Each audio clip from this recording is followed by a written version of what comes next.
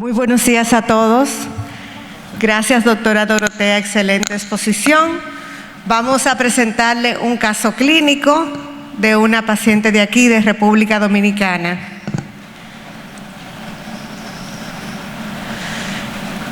Importante, no tengo conflicto de intereses. El contenido de esta presentación es responsabilidad del ponente y fue elaborado en base a experiencia clínica. No necesariamente refleja la opinión de Janssen. Se trata de paciente femenina de 48 años, dominicana, natural de Valverde, empresaria, contable, contadora, católica. Entre los antecedentes de importancia, su hermano, tratado por un linfoma, curado, y otro hermano con cáncer de colon.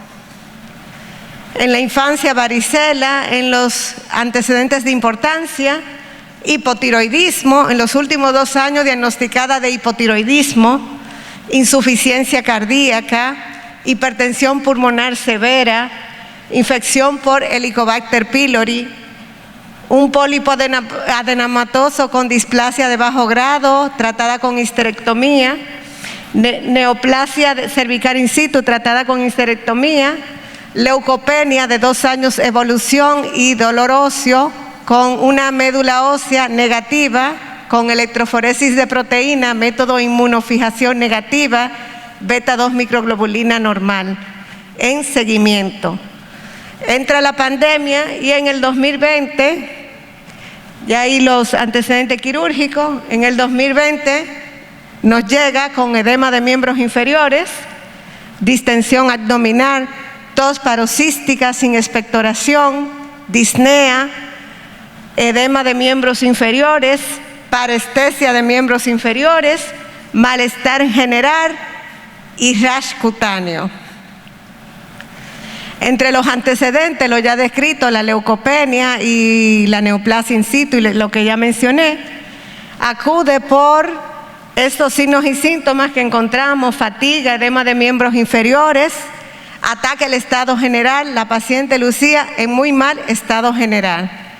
Al examen físico, los hallazgos positivos: paciente disneica, consciente, orientada, prácticamente en anasarca, con signos vitales taquicárdica, adenopatías en cuello, hepatoesplenomegalia, a nivel de pulmones hipoventilado, con murmullo vesicular bilateral ausente, sobre todo en la base derecha, a nivel del abdomen, edema de miembros inferiores.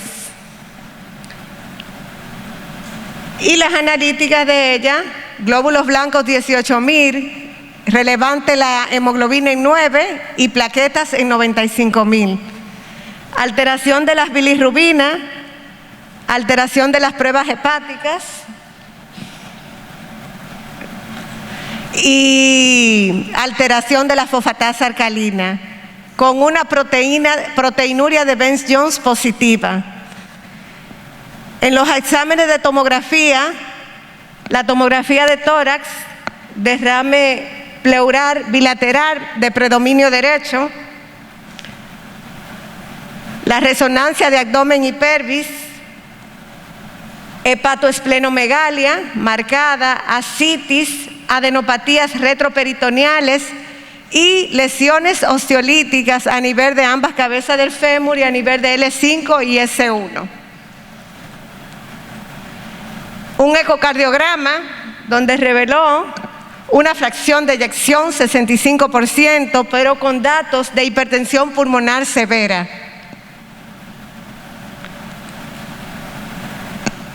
Aquí vemos una beta-2 microglobulina en 9.45 y una electroforesis de proteína, método inmunofijación con cadena libre lambda.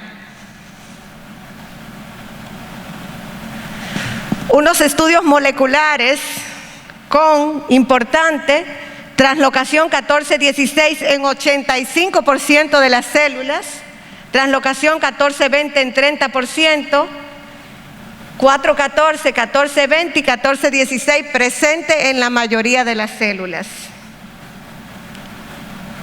Y esta es la médula ósea, con una infiltración de células plasmáticas en un 80%, con un involucramiento por neoplasia de célula plasmática lambda. Y en este nivel me pregunto y nos preguntamos, ¿qué vamos a hacer? Tenemos una paciente, 48 años, candidata a trasplante, con este cuadro tan atípico, con gran organomegalia.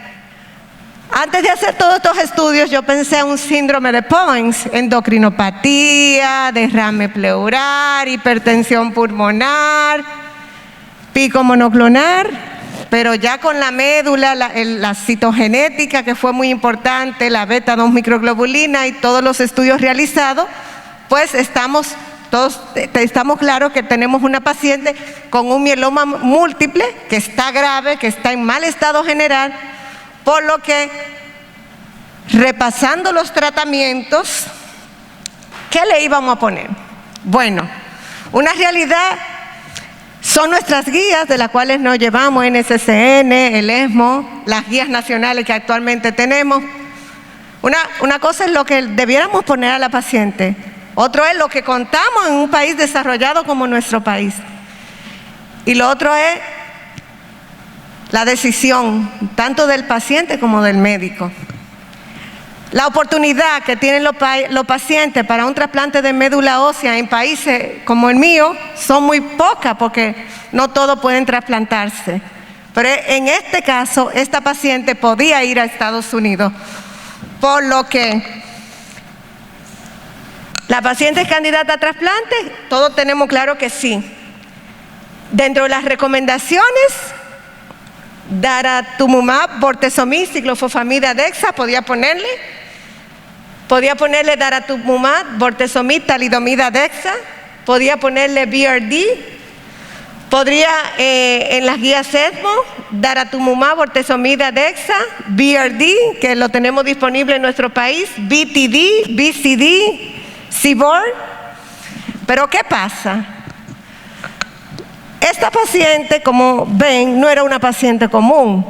Tenía mucho compromiso de organomegalia que me llamaba la atención, por lo que pensé que un anticuerpo monoclonal con todas estas alteraciones citogenéticas que tenía la paciente tenía que ser la primera opción. Por lo que investigué, consulté y este estudio, recuerden que fue en plena pandemia, en mayo, la gravedad de la paciente, la presentación. El estudio Griffin, donde se archivaba respuestas más profundas en pacientes candidatos a trasplante con daratumumab, lenalidomida, bortezomib y dexametasona, comparado que lenalidomida, bortezomib y dexametasona, con muy buen seguimiento, con muy buena sobrevida libre de progresión y con muy buena tasa de respuesta. Y lo más principal que necesitamos en pacientes con mieloma múltiple, tener una enfermedad mínima residual negativa para yo poder mandar a esa paciente para trasplantar.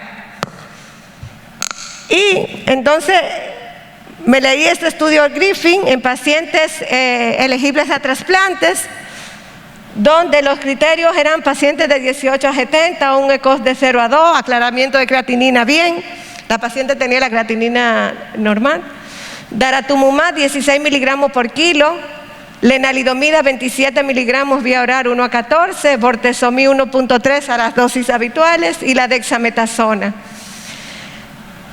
En este estudio se evaluó la sobrevida libre de progresión, los rangos de respuesta, y dije con el estudio Griffin que quizás era la mejor opción.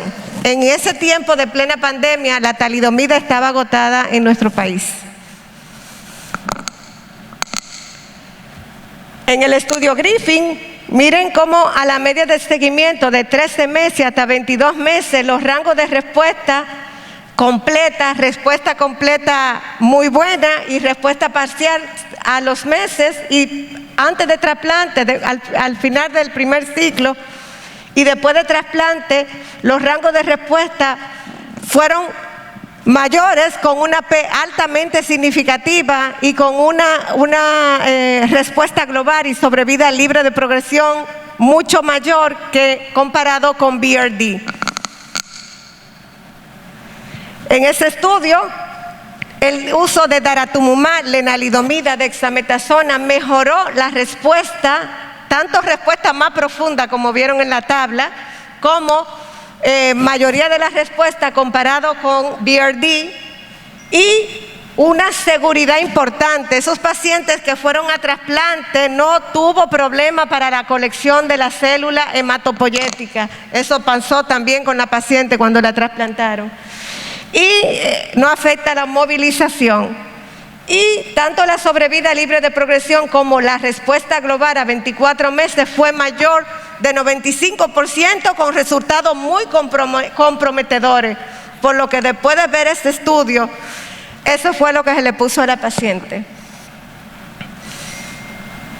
También me leí el Casiopea, donde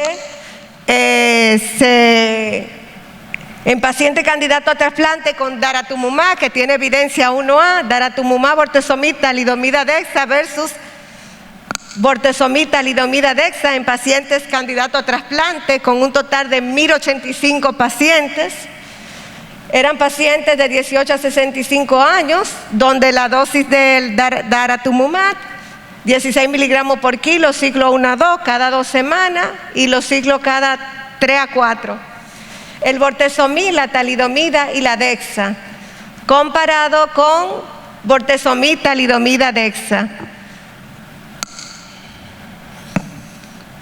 En este estudio también vemos que el daratumumab, bortezomib, talidomida, dexa, tanto en inducción como en consolidación, en paciente candidato a trasplante, mostró respuestas más profundas, respuesta completa muy buena, respuesta completa, respuesta parcial, que con el tiempo fue mayor con el daratumumab, bortezomib, dexa, miren ahí, comparado que con bortezomib, talidomida, dexa en un 93%, una media de seguimiento de 18 meses.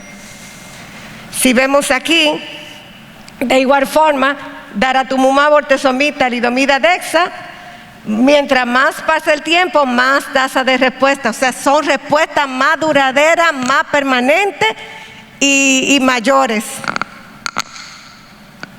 Si vemos aquí, altas tasas de respuesta con enfermedad mínima residual negativa son observadas con daratumumab, bortezomib, talidomida, dexa, comparado con bortezomib, talidomida, dexa, donde Dara mejoró significativamente la respuesta más profunda en los pacientes, tanto en la inducción como consolidación.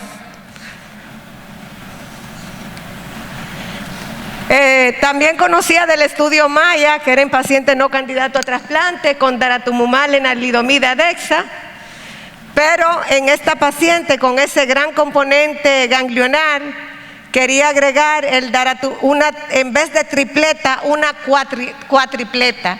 ¿Por qué? Era una paciente que citogenéticamente, cuadro clínico, porque no nos llevamos nada más, cuadro clínico grave, citogenética agresiva, de alto riesgo. Entonces, la cuatripleta en estos pacientes, el primer tratamiento, tú lo debes elegir de acuerdo a todos estos parámetros que tanto la doctora Dorotea ha mencionado, más lo que tenía esta paciente. ¿Qué pasó luego de esos 4 ciclos de inducción que le dimos a la paciente? Médula ósea normocelular sin evidencia de mieloma recurrente, tanto la citometría y el panel negativo para neoplasia de célula plasmática, linfoide. Y miren el FISH, donde todo ya está 0 negativo.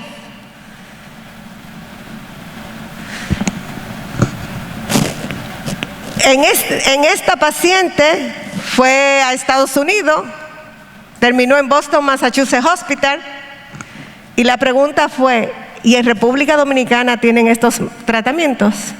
Sorprendidos. La paciente está trasplantada, en remisión completa y bailando merengue de Juan Luis Guerra. Muchas gracias.